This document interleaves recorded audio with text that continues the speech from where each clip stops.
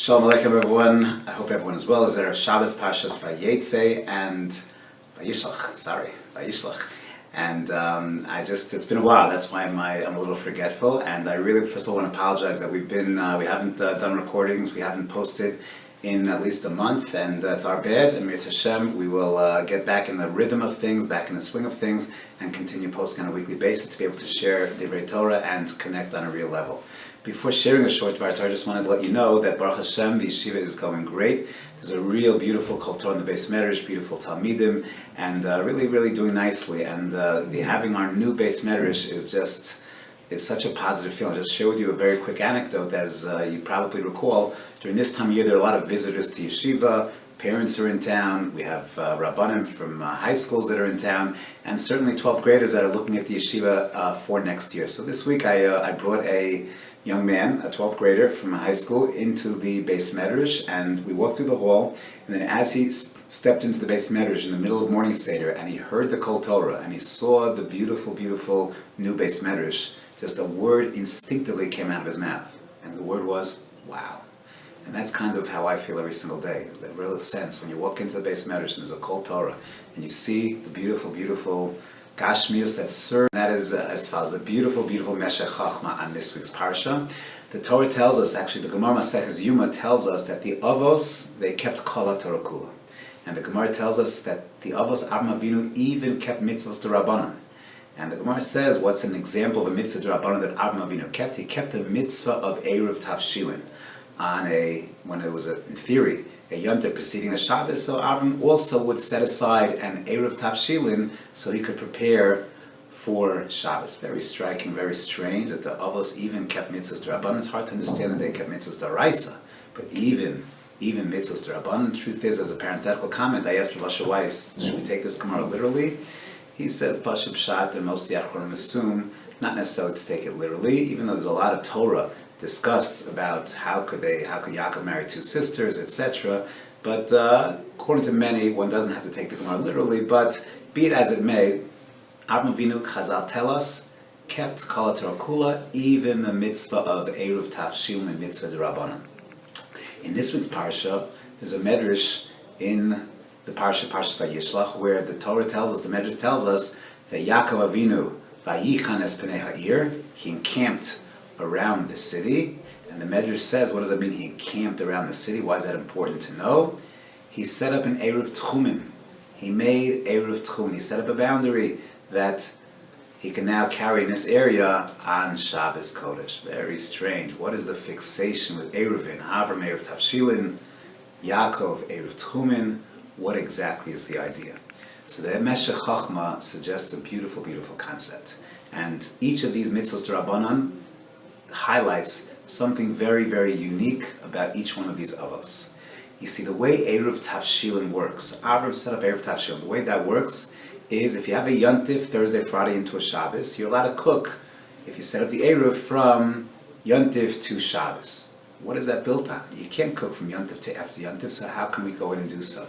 So the concept, the theory behind Eruv Tavshilin is Hoil umikloi orchim chazilei, since if orchim come on Friday, on Yontif, even though this food was prepared for Shabbos, but you're going to give that food to the Orchim, you're going to give it to the visitors. So there's a latent awareness, a latent kavanah that in case a lot of guests come, I have food for them. So there's a little bit of cooking for Yontif. Since you have that little bit of cooking for Yontif, because guests might come on Yontif, so that allows you then to use that food, the leftovers, if you will, you're allowed to use that food for Shabbos. The premise of Erev Tavshilin, Gemara Beitza says, is Hoil v'Ikloi Orchim.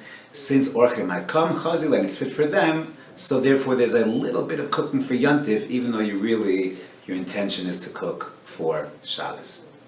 The premise of Erev Tavshilin is Orchim. Guests might come. For that reason, can you cook, the poskim write that you can't cook at the end of Yontif, let's say it's Friday afternoon late, when no orchim are coming, no guests are coming, to cook then for Shabbos, too late, because that svara no longer works. Early in the day, yes, but not way at the end of the day.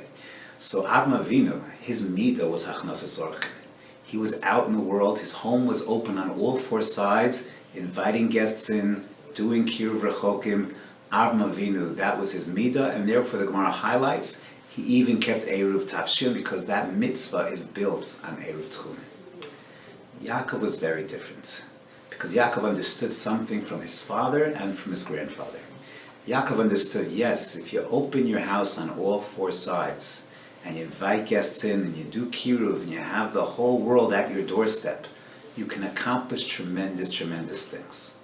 But there's also risk factors. Anyone in chinuch will tell you there are risk factors when your home is always wide open. There are risk factors.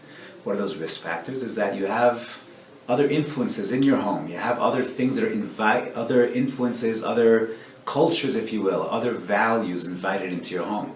And that runs a risk. You can then have certainly a Yitzchak, but you can also have a Yishmael. A Yitzchak can have a Yaakov, but he can also have an Esav. What was very special and unique about Yaakov is Yaakov was mitaso shlema. All of his children, Yud Bei Shvatim, were tzaddikim. And therefore, by Yaakov, it was not a time. It was not a time for Eruv Tafshilin. It was not a time of opening up his home for Hachnasas Orchim. This was a time, Yaakov and his offspring is about to go into Galus. This is a time to close ranks. This is a time to create boundaries. This is a time for Eruv Tchumen. When it comes to Yaakov, it's Yaakov Ubanav Yanichubo. Yaakov and his sons, this is no longer a time for Kiruv Rechokim.